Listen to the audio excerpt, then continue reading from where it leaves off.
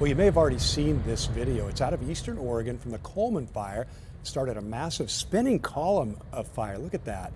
Well, it's being called a fire tornado online. It's actually a fire whirl.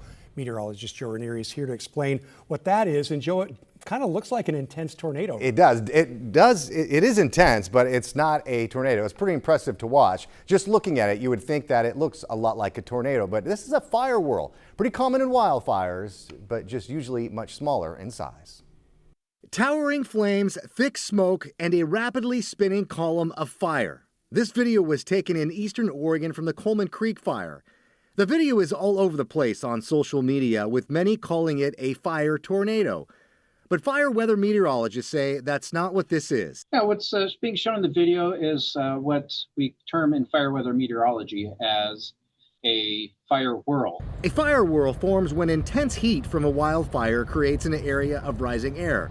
As that superheated air pushes upward, it creates a rotation, pulling flame, smoke, and burning debris into a spinning column. The phenomenon acts very similar to how a dust devil forms.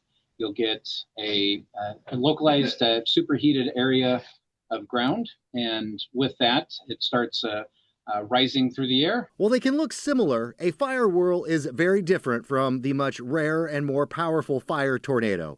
This is what a fire tornado looks like. This was from the Carr Fire in California in 2018. Fire tornado effectively is formed when this rotating vortex, or the fire whirl, extends down from a cloud and reaches the ground. They form when the wildfire burns hot enough to generate its own thunderstorms, and rotating winds become part of that storm.